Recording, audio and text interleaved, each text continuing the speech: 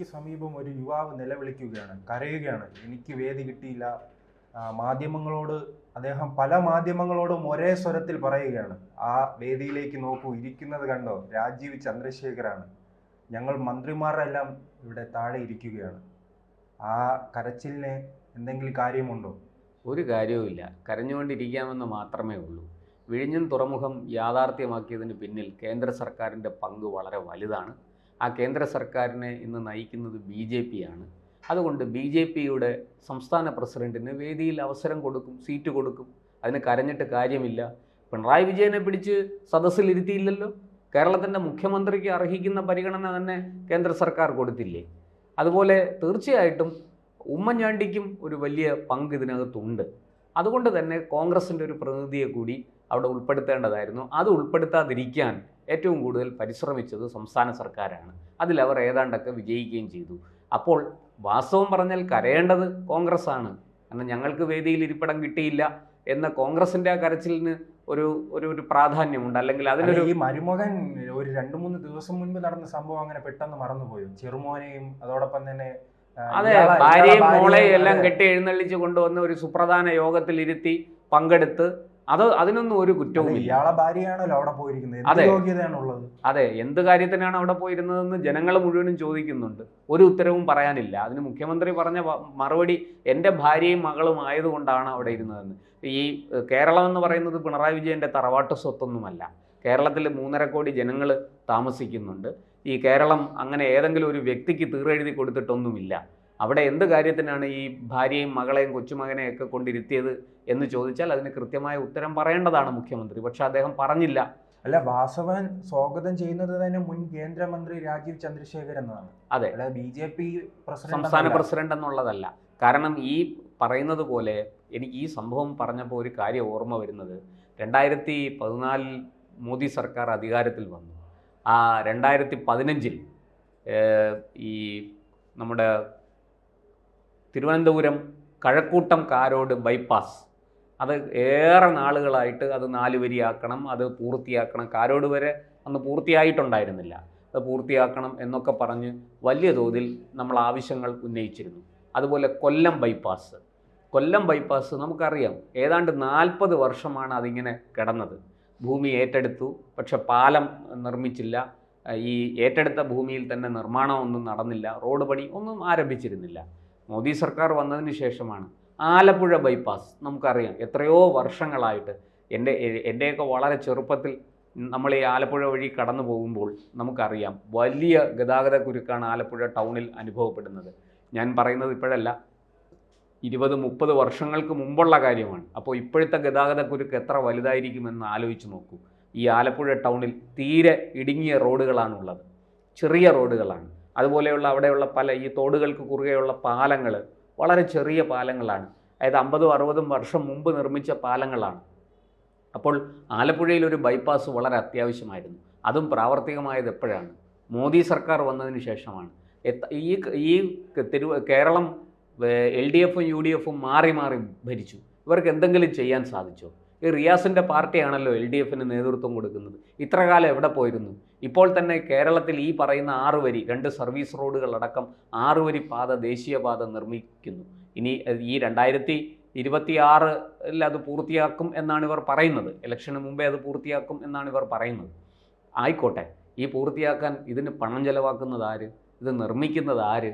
ഇതിന് ഏതെങ്കിലും ഈ പറയുന്നത് പോലെ LDF സർക്കാരിന് എന്തെങ്കിലും ഒരു പങ്കുണ്ടോ? ഈ ഭൂമി ഏറ്റെടുക്കാൻ ആ ഭൂമിയുടെ പണം പോലും കൊടുത്തത് കേന്ദ്ര സർക്കാരല്ലേ? ഈ കഴിഞ്ഞ പല ചാനൽ ചർച്ചകളിലും അല്ല, എന്തായാലും ഇത് മരുമകന് തന്നെ തിരിച്ചടിയായിട്ടുണ്ട്. അദ്ദേഹം രാജീവ് ചന്ദ്രശേഖർ ആരെയും മരുമകനായിട്ടല്ല വേദിയിൽ ഇരിക്കുന്നതെന്ന വിമർശനങ്ങൾ സമൂഹ മാധ്യമങ്ങളിൽ ഉണ്ടാകുന്നുണ്ട്. അത് വളരെ കൃത്യമല്ലേ? രാജീവ് ചന്ദ്രശേഖർ തുടക്കം മുതൽ തന്നെ അങ്ങനെ ഒരു വിമർശനം ഉണ്ടല്ലോ, സ്ത്രീധനമായി ലഭിച്ചതാണ് ഈ മന്ത്രിസ്ഥാനം എന്ന രീതിയിലുള്ള. അതെ, കാരണം ഇദ്ദേഹത്തിനേക്കാൾ മുതിർന്ന അല്ലെ, കൂടുതൽ MLA സ്ഥാനത്തെത്തിയ ഷംസീർ ഉൾപ്പെടെയുള്ളവർ എത്രയോ വർഷങ്ങൾ MLA ആയിരുന്ന ആൾക്കാർ അവിടെ ഉണ്ട്, ഈ കേരള നിയമസഭയിലുണ്ട്. പക്ഷെ അവർക്കൊന്നും മന്ത്രിസ്ഥാനം കിട്ടിയില്ല. മന്ത്രിസ്ഥാനം കിട്ടിയത് മരുമകനായതുകൊണ്ട് മാത്രമാണ്. ഇല്ലെങ്കിൽ റിയാസ് അവിടുന്ന് ജയിക്കുക പോലും ഉണ്ടാവില്ലായിരുന്നു എന്നാണ് പൊതുവെയുള്ള വിലയിരുത്തൽ. ഞാൻ ഈ പറഞ്ഞു വന്നത് 2015 ഈ ദേശീയപാതകളുടെ എല്ലാം ഉദ്ഘാടനം കഴക്കൂട്ടത്ത് വെച്ച് അല്ല, അദ്ദേഹം പ്രതീക്ഷിച്ചിരുന്നു താൻ മരുമകനല്ലേ, തനിക്കൊരു സീറ്റ് മുകളിൽ ലഭിക്കുമെന്ന് കരുതി. പക്ഷെ തറയിലാണ് വേദിക്ക് സദസ്സിലാണ് സീറ്റ് കിട്ടിയത്. എന്നിട്ട് സെൽഫി എടുത്തിട്ടു, ഞങ്ങളെല്ലാവരും ഇവിടെ ഉണ്ട് എന്നും പറഞ്ഞു. എന്തായാലും ഞാൻ പറഞ്ഞു വന്നത്, ഈ 2015 ഇതുപോലെ ഉദ്ഘാടനം നടന്നപ്പോൾ അന്ന് വി മുരളീധരനായിരുന്നു സംസ്ഥാന പ്രസിഡന്റ്. ഈ വേദിയിൽ വി മുരളീധരന് ഒരു സീറ്റ് കിട്ടി. ഗഡ്കരി വന്നു, ഉദ്ഘാടനം ചെയ്തു, ഉമ്മൻചാണ്ടി പങ്കെടുത്തു. അന്ന് MLA എന്നുള്ള നിലയ്ക്ക് നമ്മുടെ ശിവൻകുട്ടിയെയും, അന്ന് ശിവൻകുട്ടി MLA ആണ്, പ്രതിപക്ഷത്താണല്ലോ, MLA ആണ്, ഇപ്പോഴത്തെ വിദ്യാഭ്യാസ മന്ത്രി, അദ്ദേഹത്തെ വി ശിവൻകുട്ടി അദ്ദേഹത്തെ വിളിച്ചിരുന്നു. അവിടെ വന്നിട്ട് അദ്ദേഹം ആദ്യം ചെയ്തത് ഒരു പരാതി കൊടുക്കുകയാണ് ചെയ്തത് മുഖ്യമന്ത്രിക്ക്. വി മുരളീധരനെ എന്തിനിവിടെ ഇരുത്തി? ഉമ്മൻചാണ്ടി ചോദിച്ചു, എന്താ ശിവൻകുട്ടി ഇത്? വി മുരളീധരൻ ഈ രാജ്യം ഭരിക്കുന്ന പാർട്ടിയുടെ സംസ്ഥാന പ്രസിഡന്റാണ്. അയാൾ കൂടി താല്പര്യം എടുത്തിട്ടാണ് ഈ കേന്ദ്രത്തിൽ പോയി കണ്ട് സംസാരിച്ച് വേണ്ട, അതായത് ഭൂമി ഏറ്റെടുക്കാനുള്ള പണം പോലും അന്ന് ഈ ടോള് വെക്കാൻ നിന്നു കേന്ദ്ര സർക്കാർ. അപ്പോൾ ഇവരെല്ലാം, ഉമ്മൻചാണ്ടിയും ശശി തരൂരും എല്ലാം കൂടെ കിടന്ന് നിലവിളിച്ചു, അയ്യോ ടോള് വെച്ചാൽ ഒരു നിവൃത്തിയില്ല, ഇവിടെ കേരളത്തിൽ ടോള് വലിയ പ്രതിഷേധം ഉണ്ടാവും. അപ്പോഴും അവർ മുരളീധരനെ കണ്ടു. മുരളീധരൻ പോയി നിതിൻ ഗഡ്കരിയുമായിട്ട് കണ്ട് സംസാരിച്ച് കേരളത്തിൻ്റെ പ്രത്യേക സാഹചര്യം പറഞ്ഞ് ബോധ്യപ്പെടുത്തി അദ്ദേഹം ടോൾ ഒഴിവാക്കുകയാണ് ചെയ്തത്. ഇത്തരം കാര്യങ്ങൾ അപ്പോൾ ഈ നമുക്ക് ആരാണോ സഹായം ചെയ്യുന്നത് അവരെ ഉപയോഗിച്ച് അവരെ പ്രയോജനപ്പെടുത്തി വേണം ഇതെല്ലാം മുന്നോട്ട് കൊണ്ടുപോകാൻ. അങ്ങനെ വരുമ്പോൾ അത്തരക്കാർക്ക് വേദിയിൽ ഇരിപ്പിടം കൊടുക്കണം. അതൊരു മര്യാദയാണ്, അതൊരു സംസ്കാരമാണ്. ആ സംസ്കാരം റിയാസിനില്ല എന്നുള്ളത് നമുക്ക് മനസ്സിലായി. കാരണം അല്പത്തരം എന്ന വാക്ക് അയാൾ ഉപയോഗിച്ചപ്പോൾ തന്നെ, ഒരു മന്ത്രിക്ക് ചേരാത്ത തരത്തിൽ സംസാരിച്ചപ്പോൾ തന്നെ അത് മനസ്സിലായി റിയാസ് എന്താണ് ഉദ്ദേശിക്കുന്നതെന്നും റിയാസിൻ്റെ നിലവാരം എന്താണെന്നും കേരളത്തിലെ ജനങ്ങൾക്ക് മനസ്സിലായി.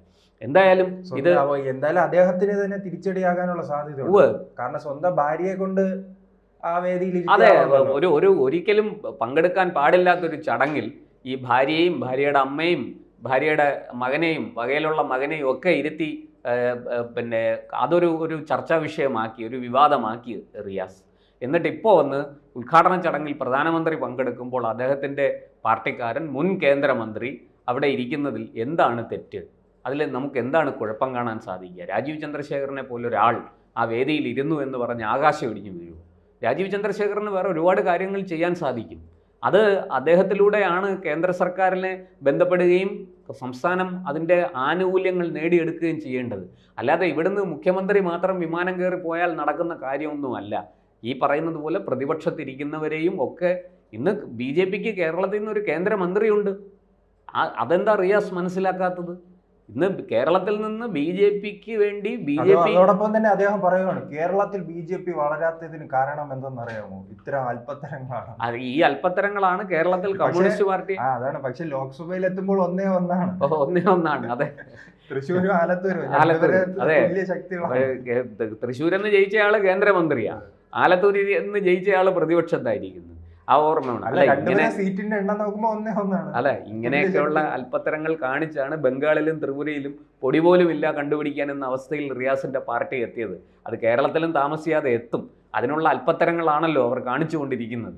എന്തായാലും ഒരു കാര്യം സത്യമാണ്, രാജീവ് ചന്ദ്രശേഖരനെ അർഹിക്കുന്ന ഗൗരവത്തിൽ, പണ്ട് കുമ്മനം രാജശേഖരനെ ഇതുപോലെ സംസ്ഥാന പ്രസിഡന്റ് ആയിരുന്നപ്പോൾ മെട്രോയുടെ ഉദ്ഘാടനത്തിന് ഉൾപ്പെടുത്തി. അന്ന് പിണറായി വിജയനാണ് മുഖ്യമന്ത്രി. എന്തേ പിണറായി വിജയൻ എതിർത്തില്ല? അന്നത് എതിർക്കാനുള്ള ചങ്കൂറ്റമില്ലേ? ഇരട്ട ചങ്കൊന്നും അന്നില്ലായിരുന്നു.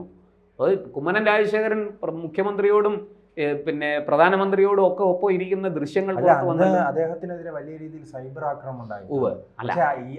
ആ പരിപാടി ഈ കാലത്ത് നടക്കുമെന്ന് തോന്നുന്നില്ല. അല്ല, അന്ന് രാജീവ് ചന്ദ്രശേഖരന്റെ കാര്യത്തിൽ ശരിയാണ്, കുമ്മനത്തിനെ ആക്ഷേപിച്ചതുപോലെ ആക്ഷേപിക്കാൻ സാധിക്കില്ല.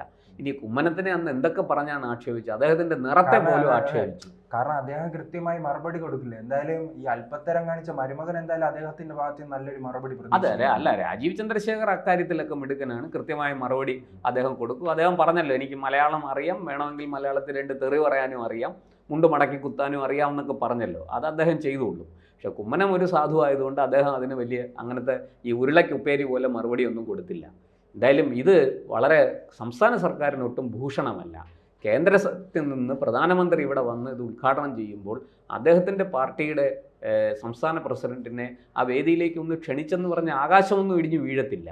അതുപോലെ തന്നെ രാജീവ് ചന്ദ്രശേഖർ മുൻ കേന്ദ്രമന്ത്രിയാണ്, ആ പരിഗണന അദ്ദേഹത്തിന് കൊടുക്കണം. അത് ന്യായമാണ്. പ്രോട്ടോകോൾ ലംഘനം നിയമലംഘനം നടത്തി കേന്ദ്ര സർക്കാർ ഒന്നും ചെയ്തിട്ടില്ല. അതുകൊണ്ട് തന്നെ ഈ എന്താ പറയുക, കിട്ടാത്ത മുന്തിരി പുളിക്കും എന്ന് പറഞ്ഞ് കുറുക്കൻ്റെ കരച്ചിൽ റിയാസ് നടത്തേണ്ട കാര്യവുമില്ല. അത് റിയാസിനെ പോലൊരു മന്ത്രി കസേര കിട്ടിയില്ലെങ്കിൽ അമേരിക്കയിൽ ഒരു കസേര ഉണ്ടല്ലോ, പിണറായി ഇരുന്നൊരു കസേര. അതെ, ആ കസേര കൊണ്ടുവന്നിട്ട് മരുമകൻ അതിലിരുന്നാൽ മതിയാവും. അതാണ് കൂടുതൽ നല്ലത്.